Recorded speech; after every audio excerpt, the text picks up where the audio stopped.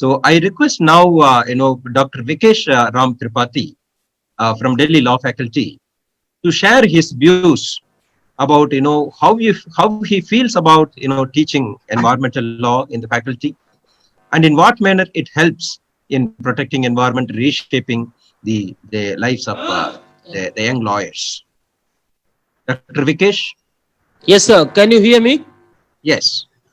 Thank you, sir, by giving me this platform. In fact, actually, uh, first of all, we are very extremely sorry because of the inconvenience caused to the all of us, the initial inconvenience. After that, I will directly coming on to the point, being an environmental law teacher. So, to me, I believe that the environment is basically a multidisciplinary uh, subject itself.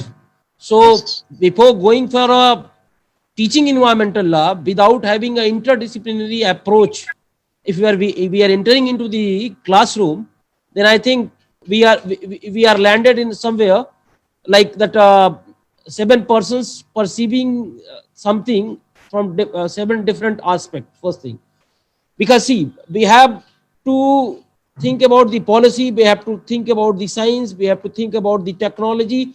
Number of things are interconnected when we are going to teach environmental law.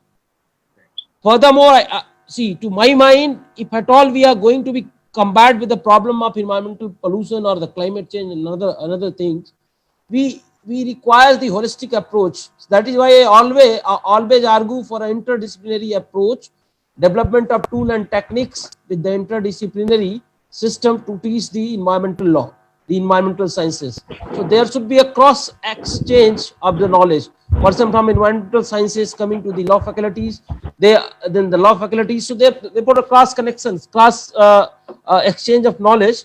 Because see, if an environmental law teacher is not aware of the recent technology, recent scientific developments that are happening, he can never be very effectively teach the rules and regulations that are very effectively that can be uh, very well implemented. See that I can give you an example of a subject like chemistry. See, I do not think that if a environmental law teacher who is going to teach air pollution or a water pollution or even laws relating to you, and if he or she don't have a sufficient background of a knowledge of a little bit of a chemistry or the chemical compositions and another things, he would be the better effective manner able to be demonstrate the problem in the class.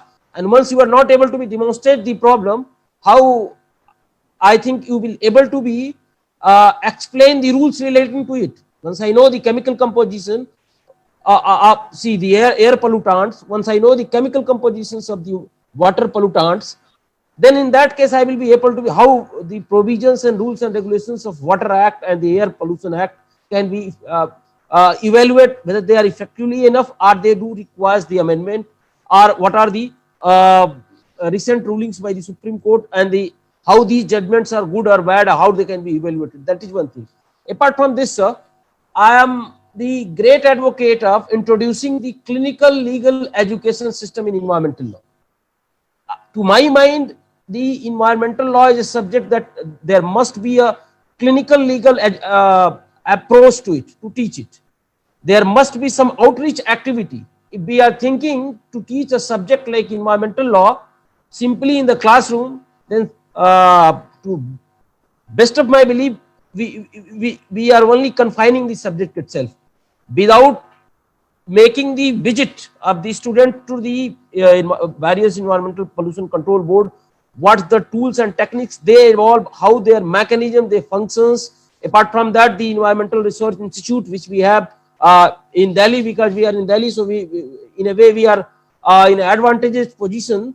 We can visit the NEERI, we can visit the Central Pollution Control Board, then we have NGT, then they have few other specific tribunals made for the specific environmental problems in specific areas. So the cut it short, the point is, apart from this, uh, I will further like it will be a submission in the form of a visit of outreach activity to the forest.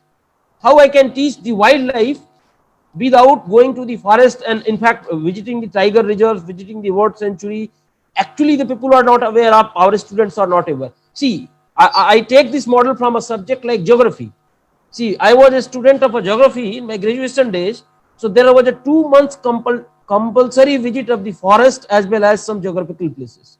So why we cannot introduce this model into the environmental law teaching, where we are going with the students of a group of students, those of the environmental law, with a visit to the various forest area. How we will teach them the law relating to the forest conservation and the forest until and Really? unless they don't know exactly the forest line. The Yes. tribals, how, see, I am teaching in a classroom without demonstrating that the tribal peoples are very much part and parcel of the forest system itself. They have every right. See, they are cohabiting with the wildlife in the forest. So until and unless students don't have this overview that how the animal and man, the human being and the animals, they are cohabiting in a very peaceful manner. Because see, the picture which our student they do have in this urban culture is that it is man versus wild. See, it is wild versus man. So we always take the animals as our enemies. That if we will go there, there will be snakes, there will be tigers. So see, actually, there we are missing the point where the constitution itself start with having a compassion with all living creatures. So how will they Very will right. have this compassion to all living creatures? That is Very one right. point. Yes, So very apart right. from Yeah. this, very quickly I will be coming to 2 3 points. This was all with regard to Vikesh, the, we will come back to you, Vikesh. yeah, Thank you very much. You have highlighted an important point very quick, here. yes sir. Yeah, we will come Very back to quickly, you. I will. Yes, sir. Very quickly, sir. 2 points I want to add Okay, with please this. add. Please add. Apart from this, sir, there is a need of the environmental law students with regard to the teaching, the training with the specific institutes in the final stage of their study. Uh, uh, the further thing which I would like to be say with all very quickly is, hello, sir. Can you listen me?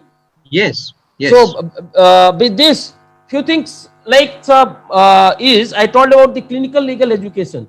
So I do agree that there is still a mechanism should be evolved, a teaching framework how to implement the clinical education. It's a very at early stage. So I do agree that the things are at the that can be better developed. With these observation, I will over to you with further question and answers. I understand. Yeah, this is a very good point that what is really lacking in our legal education is the practical understanding of what we study. So we are mainly distant from the realities. So we don't go and mingle with the environment, mingle with the people who are living there. The site visits, field visits, those things are really lacking. I think your point is very good, and also the trainings that we need to have while being a student in terms of internship or some other skill development. I think it's a very good point that you have made.